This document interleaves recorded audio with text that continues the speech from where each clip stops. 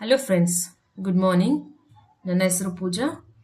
ನಾನು ಇವಾಗ ತಂದಿರೋ examination information ಯಾವುದಪ್ಪ ಅಂತಂದರೆ KEA ಡಿಪಾರ್ಟ್ಮೆಂಟ್.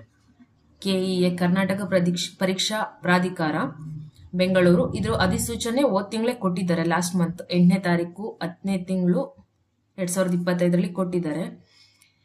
KEA ಕಡೆಯಿಂದ ಕೆಲವಾರು ಇಲಾಖೆಗಳಿಂದ ಅಧಿಸೂಚನೆ ಬಿಟ್ಟಿದ್ದಾರೆ. ಟೋಟಲ್ ಆಗಿ 708 ಅಧಿಸೂಚನೆಗಳನ್ನ ಬಿಟ್ಟಿದ್ದಾರೆ. ಅದರಲ್ಲಿ ಯಾವುದೇದಂದ್ರೆ FDA, SDA and group C ಡಿಪಾರ್ಟ್ಮೆಂಟ್ಗಳು, ಇಲಾಖೆಗಳು.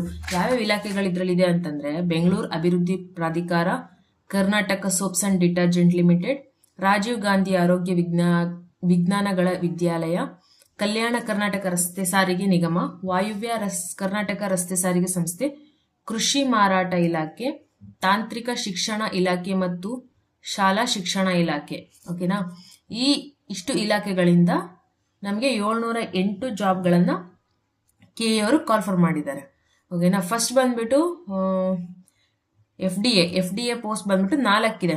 ಇದು ಇನ್ಕ್ಲೂಡ್ ಆಗೋದು boat HK and non HK ಬರುತ್ತೆ. ಓಕೆನಾ? HK ಅಂಡ್ ನಾನ್ HK ಅವ್ರಿಗೆ ಬರುತ್ತೆ. ಸೊ ಯಾರು ಏನಂತಂದ್ರೆ HK ಅಂಡ್ ನಾನ್ HK ನಲ್ಲಿ ಬರೋರು ಎಲ್ಲವೂ 708 ಇದೆ ಅಂತ ಎಲ್ಲದಕ್ಕೂ ಅಪ್ಲೈ ಮಾಡಕ್ ಹೋಗ್ಬಿಡಿ. ಏನ್ ಇಂಪಾರ್ಟೆಂಟ್ ಗೊತ್ತಾ? ಇಲ್ಲಿ ನಿಮ್ಮ ಕ್ಯಾಟಗರಿನಲ್ಲಿ, ನಿಮ್ಮ ಕ್ವಾಲಿಫಿಕೇಶನ್ ಅಲ್ಲಿ ಎಷ್ಟು ಜಾಬ್ಸ್ ಅವೈಲಬಲ್ ಇದೆ ಅನ್ನೋದು ನೋಡ್ಬಿಟ್ಟು ನೀವು ಅಪ್ಲೈ ಮಾಡಿ. ಹೇಗಿದ್ರೆ ಸುಮ್ಮನೆ ಎಲ್ಲದಕ್ಕೂ ಅಪ್ಲೈ ಮಾಡಿ ಎಲ್ಲದನ್ನೂ ಓದ್ಕೊಳ್ಳೋದಕ್ಕೆ ಅಂದ್ರೆ ಆಗೋದಿಲ್ಲ. ಅದಕ್ಕೋಸ್ಕರನೇ ಮತ್ತೆ ಕಾಲ್ಫರ್ ಮಾಡ್ತಾ ಹೋಗ್ತಾರೆ ನೆಕ್ಸ್ಟ್ KEA ಕಡೆಯಿಂದ. ಸೊ ಹಾಗಾಗಿ ನಿಮ್ದು ಎಷ್ಟು ಕ್ವಾಲಿಫಿಕೇಶನ್ ಅಲ್ಲಿಗೆ ಅಪ್ಲೈ ಮಾಡಕ್ ಸಾಧ್ಯ ಆಗುತ್ತೋ ಅಷ್ಟು ಮಾತ್ರನೇ ಅಪ್ಲೈ ಮಾಡಿ. ಓಕೆನಾ? ನೆಕ್ಸ್ಟ್ FDA ಬಂದ್ಬಿಟ್ಟು ಪ್ರಥಮ ದರ್ಜೆ court clerk or revenue inspector ಅಂತ ಇದೆ. ಸ್ಯಾಲ್ರಿ ಬಂದ್ಬಿಟ್ಟು 44,425 ಇಂದ 83,700 ವರೆಗೂ ಇದೆ. ಹುದ್ದೆಗಳ ಸಂಖ್ಯೆ 4 ಮಾತ್ರ ಇದೆ. ಓಕೆನಾ? ಸೊ ಇದನ್ನು ನೀವು ಹುದ್ದೆಗಳ ಸಂಖ್ಯೆನ ನೋಟ್ ಮಾಡ್ಬಿಟ್ಟು ಅಪ್ಲೈ ಮಾಡಬೇಕು.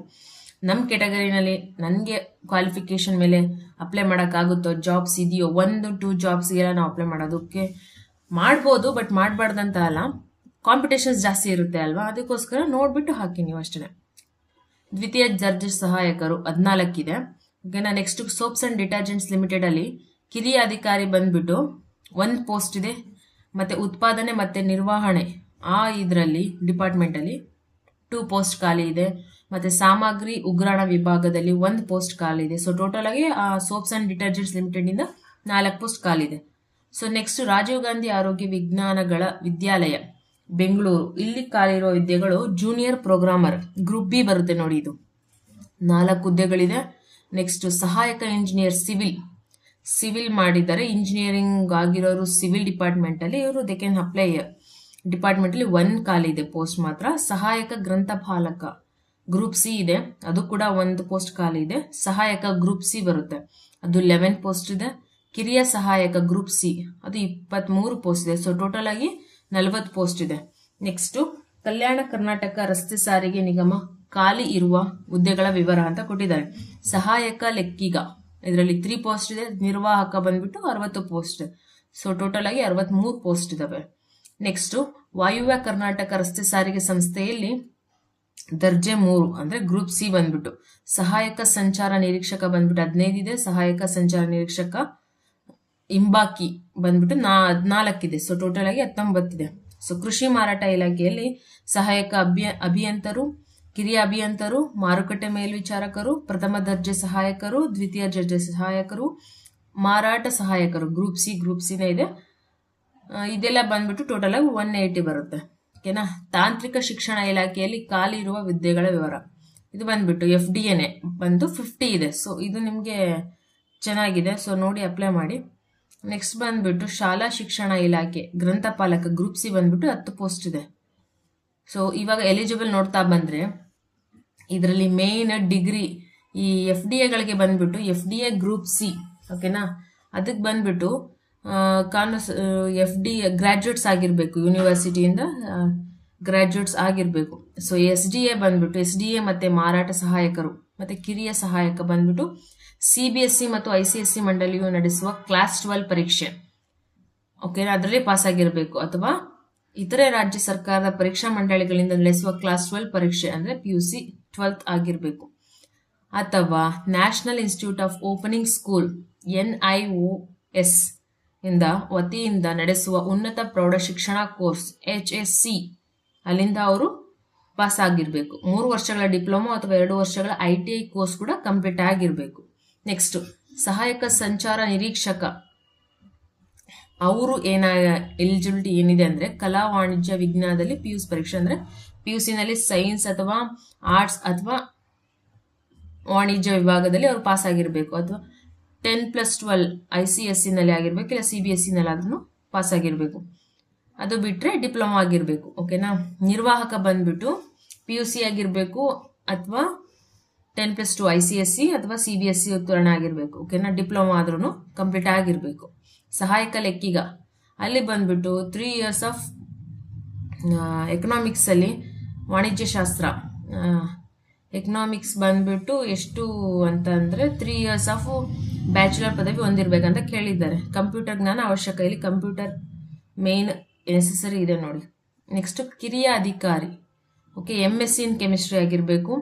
ಕಿರಿಯ ಅಧಿಕಾರಿ ಉತ್ಪಾದನೆ ಮತ್ತು ನಿರ್ವಹಣೆ, ಇದರಲ್ಲಿ BE BTech, ಅದರಲ್ಲಿ chemical, mechanical, electrical R industrial, ಓಕೆನಾ, ಇಂಡಸ್ಟ್ರಿಯಲ್ ಪ್ರೊಡಕ್ಷನ್ ಬರುತ್ತೆ ಅಲ್ಲಿ, ಆರ್ MSc ಇನ್ ಕೆಮಿಸ್ಟ್ರಿ ಆದರೂ ಆಗಿರಬೇಕು.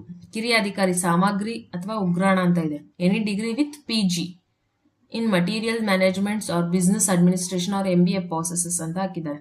ಓಕೆನಾ. ಸಹಾಯಕ ಗ್ರಂಥಪಾಲಕ ಬಂದ್ಬಿಟ್ಟು ಮಾಸ್ಟರ್ ಡಿಗ್ರಿ ಆಗಿರ್ಬೇಕು ಇನ್ ಲೈಬ್ರರಿ ಸೈನ್ಸು, ಓಕೆನಾ. ಕಂಪ್ಯೂಟರ್ ನಾಲೆಡ್ಜ್ ಕೂಡ ಇರಬೇಕು ಅವ್ರಿಗೆ. ಗ್ರಂಥಪಾಲಕ ಗ್ರೂಪ್ C ಬಂದ್ಬಿಟ್ಟು ಈ should be the holder of MLIB ಅಂದರೆ library, master of library in science ಬರುತ್ತಲ್ಲ ಅದರಲ್ಲಿ ಕಂಪ್ಲೀಟ್ ಆಗಿರಬೇಕು.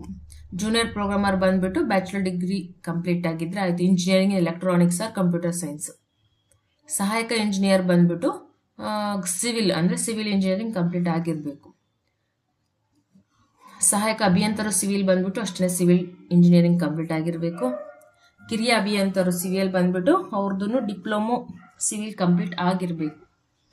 ಮಾರುಕಟ್ಟೆ ಮೇಲ್ವಿಚಾರಕರು ಬಂದ್ಬಿಟ್ಟು BSc in agriculture marketing and cooperation or BSc horticulture agriculture marketing and cooperation in BSc ಅಂತ ಕೇಳಿದ್ದಾರೆ. ಸೊ ಇವರಿಗೆಲ್ಲ ಏನಂತ ಅಂದರೆ ಕೆಲವೊಂದು ಹುದ್ದೆಗಳಿಗೆ ಸಹಾಯಕ ಸಂಚಾರ ನಿರೀಕ್ಷಕರಿಗೆ ಕೆಳಗಂಡಂತೆ ಕನಿಷ್ಠ ದೇಹ ದಾರ್ಢ್ಯವನ್ನು ಹೊಂದಿರಬೇಕಂತ ಕೇಳಿದ್ದಾರೆ. ಸೊ ಮೇಲ್ಸ್ ಬಂದ್ಬಿಟ್ಟು 163 ಸೆಂಟಿಮೀಟರ್ ಎತ್ತರ ಇರಬೇಕು, 50 kg ಮಿನಿಮಮ್ ಇರಬೇಕು. ಮಹಿಳೆಯರು ಬಂದ್ಬಿಟ್ಟು 153 ಸೆಂಟಿಮೀಟರ್ ಎತ್ತರ ಇರಬೇಕು, 50 kg ತೂಕ ಇರಬೇಕು ಮಿನಿಮಮ್. ಓಕೆನಾ. ಸೊ ಎಲಿಜಿಬಿಲಿಟಿ ಏಜ್ ಲಿಮಿಟ್ ಬಂದ್ಬಿಟ್ಟು OBC ಅವ್ರಿಗೆ 38 years ಲಾಸ್ಟ್ ಇದೆ maximum. 2A 2B 3A 3B ಅವ್ರಿಗೆ 41 years ಇದೆ. SC ST ಪ್ರವರ್ಗವನ್ನು ಅಭ್ಯರ್ಥಿಗಳಿಗೆ 43 ವರ್ಷ ಬರುತ್ತೆ. ಓಕೆನಾ. ಸೊ ಇದೆಲ್ಲ ಡೀಟೇಲ್ ಕೊಟ್ಟಿದ್ದಾರೆ. ಓಕೆನಾ. ಆನ್ಲೈನ್ ಅರ್ಜಿ ಸ್ಟಾರ್ಟ್ ಆಗೋದು 8ನೇ ತಾರೀಕು 10ನೇ ತಿಂಗಳಿಂದಾನೆ ಸ್ಟಾರ್ಟ್ ಆಗಿದೆ. ಅದು ಕೊನೆ ಆಗೋದು 31/10 ಅಂತ ಕೊಟ್ಟಿದ್ರು. ಓಕೆನಾ. ಶುಲ್ಕ ಪಾವತಿ ಮಾಡಲು ಕೊನೆ ದಿನಾಂಕ ಬಂದ್ಬಿಟ್ಟು 1 ಅಂತಲೂ ಕೊಟ್ಟಿದ್ರು. ಬಟ್ ಸರ್ವರ್ ಬ್ಯುಸಿ ಇರೋದ್ರಿಂದ ಅಪ್ಲಿಕೇಶನ್ಸ್ ಯಾವುದನ್ನು ರೆಸ್ಪಾನ್ಸ್ ಮಾಡ್ತಾ ಇರಲಿಲ್ಲ, ನೆಟ್ವರ್ಕ್ ಕೂಡ ಕರೆಕ್ಟಾಗಿ ಇರಲಿಲ್ಲ ಅಂತ ಅಂದ್ಬಿಟ್ಟು KE ಅಧ್ಯಕ್ಷರು ಬಂದ್ಬಿಟ್ಟು ಡೈರೆಕ್ಟರ್ ಸರ್ ಬಂದ್ಬಿಟ್ಟು ಅವರು ಏನು ಎಕ್ಸ್ಟೆಂಡ್ ಮಾಡಿದ್ದಾರೆ ಡೇಟು. November 14 ತನಕ ನಿಮಗೆ ಟೈಮ್ ಇದೆ. ಆರಾಮಾಗಿ ಒಂದ್ಸತಿ ನೋಟಿಫಿಕೇಶನ್ ಫುಲ್ ಕಂಪ್ಲೀಟಾಗಿ ಓದ್ಬಿಟ್ಟು ಎಲ್ಲಿ ಎಲಿಜಿಬಲ್ ಇದ್ದೀರಾ ನೋಡಿಬಿಟ್ಟು ಸೊ ಪ್ಲೀಸ್ ನೋಡಿ ಅಪ್ಲೈ ಮಾಡಿ. ಓಕೆನಾ. ಆಮೇಲೆ ಇದರಲ್ಲಿ ಆನ್ಲೈನ್ ಪೇಮೆಂಟ್ ಇದೆ. ಎಷ್ಟೆಷ್ಟಿದೆ ಫೀಸ್ ನೋಡ್ತಾ ಬಂದರೆ OBC ಮತ್ತು ಜನರಲ್ ಅವ್ರಿಗೆ 2A 2B 3A 3B ಅವ್ರಿಗೆ 750 ರೂಪಾಯಿ ಇದೆ. ಇದನ್ನು ಇಟ್ ಈಸ್ ನಾನ್ ರೀಫಂಡಬಲ್ ಆಯಿತಾ. ಮತ್ತು SC ST ಪ್ರವರ್ಗವನ್ನು ಮಾರ್ಜಿ ಸೈನಿಕ ಮತ್ತು ತೃತೀಯ ಲಿಂಗ ಅಭ್ಯರ್ಥಿಗಳಿಗೆ 500 ರೂಪಾಯಿ ಇದೆ. ವಿಶೇಷ ಚೇತನ ಅಭ್ಯರ್ಥಿಗಳಂದರೆ ಫಿಸಿಕಲ್ ಹ್ಯಾಂಡಿಕ್ಯಾಪ್ಟ್ ಇರೋರಿಗೆ 250 ರೂಪೀಸ್ ಇದೆ. ಇದೆಲ್ಲ ನಾನ್ ರೀಫಂಡಬಲ್ ಆಗಿದೆ. ಸೊ ಇದನ್ನು ನೀವು ಪೇ ಮಾಡಲೇಬೇಕು. ಓಕೆನಾ. ನೆಕ್ಸ್ಟು ಇಲ್ಲಿ ಏನು ಕೇಳಿದ್ದಾರೆ, ಕಡ್ಡಾಯ ಕನ್ನಡ ಭಾಷಾ ಪರೀಕ್ಷೆ. ಸೊ ನೀವು KA ಕಡೆಯಿಂದ ಅಪ್ಲೈ ಮಾಡಿರ್ತೀರಾ ನೋಡಿ, ಬೇರೆ ಎಲ್ಲ ಯಾವುದಾದ್ರು ಜಾಬ್ಸ್ಗೆ ಅಪ್ಲೈ ಮಾಡಿದಾಗ ಕಡ್ಡಾಯ ಕನ್ನಡ ಪರೀಕ್ಷೆ ಬರೆದಿದ್ರೆ ಅದರದ್ದು ರಿಸಲ್ಟ್ ಬಂದಾಗ ಅದ್ರದ್ದು ಕೂಡ ಲಿಂಕ್ ಕೂಡ KA-ನಲ್ಲಿ ನಿಮಗೆ ಸಿಗುತ್ತೆ ಇವಾಗ. ಸೊ ಅದನ್ನ ಡೌನ್ಲೋಡ್ ಮಾಡ್ಕೊಳ್ಳಿ. ನಿಮ್ಮದು ಸರ್ಟಿಫಿಕೇಟ್ನ ಪಾಸ್ ಆಗಿರೋ ಸರ್ಟಿಫಿಕೇಟ್ ನಿಮ್ಮ ಹತ್ರ ಇರಬೇಕು. ಸೊ ಅದನ್ನ ಇಲ್ಲಿ ನಿಮ್ಮದು ಪಾಸ್ ಆಗಿರೋದಿತ್ತು ಅಂತಂದರೆ ನೀವು ಅದನ್ನು ಅಪ್ಲೋಡ್ ಮಾಡಬೇಕಾಗುತ್ತೆ. ಓಕೆನಾ. ಸೊ ಅದ್ರ ಲಿಂಕ್ ಕೂಡ ನಿಮಗೆ KA-ನಲ್ಲಿ ಸಿಗುತ್ತೆ. ನೆಕ್ಸ್ಟ್ ಬಂದ್ಬಿಟ್ಟು ಸಬ್ಜೆಕ್ಟ್ಸ್ಗಳು ಬಂದ್ಬಿಟ್ಟು ಜನರಲ್ ನಾಲೆಡ್ಜ್ ಇರುತ್ತೆ. ನೆಕ್ಸ್ಟ್ ಬಂದ್ಬಿಟ್ಟು ನಿರ್ದಿಷ್ಟ ಪ್ರದೇಶ ಸ್ಪೆಸಿಫಿಕ್ ಪೇಪರ್ ಅಂತ ಇರುತ್ತೆ. ಓಕೆನಾ. ಸೊ ಸಿಲೆಬಸ್ ನೀವು ನಾರ್ಮಲ್ ಆಗಿ ಎಲ್ಲ ಏನೇನಿದೆ ನಾರ್ಮಲಾಗಿ ಜನರಲಾಗಿ history, politics, economics, geography, environment and ecology ಬಂದಿರುತ್ತೆ. ಆಮೇಲೆ ಮೆಂಟಲ್ ಎಬಿಲಿಟಿ ಇರುತ್ತೆ, ಕರೆಂಟ್ ಅಫೇರ್ಸ್ ಇದೆ. ಸೊ ಇದೆಲ್ಲ ನಮಗೆ ಡಿಫಾಲ್ಟ್. ಇವೆಲ್ಲ ಹೆಂಗೆ ಅಂದರೆ ಸಬ್ಜೆಕ್ಟ್ಸ್ಗಳು 8ರಿಂದ 10 ಸಬ್ಜೆಕ್ಟ್ಸ್ಗಳು ಕಂಪಲ್ಸರಿ ಓದಲೇಬೇಕು. ಓಕೆನಾ, ವಿತ್ ಕಂಪ್ಯೂಟರ್ ನಾಲೆಡ್ಜ್ ಇರಬೇಕು ಎಲ್ಲದಕ್ಕೂ. ಓಕೆ, ನೆಗೆಟಿವ್ ಮಾರ್ಕಿಂಗ್ ಇದೆ 1/4%, 1/4 ಅಂದರೆ 0.25 ಬರುತ್ತೆ ನಿಮಗೆ, ಆಯಿತಾ.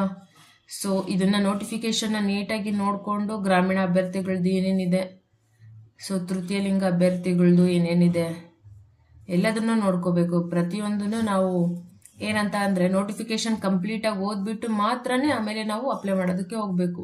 ಅಲ್ಲಿ ನಮ್ಗೆ ಎಷ್ಟು ಜಾಬ್ಗಳಿಗೆ ಎಷ್ಟೆಷ್ಟು ನಮಗೆ ವೇಕೆನ್ಸಿ ಇದೆ ಅನ್ನೋದು ಕಂಪ್ಲೀಟಾಗಿ ಗೊತ್ತಾಗ್ತಾ ಹೋಗುತ್ತೆ.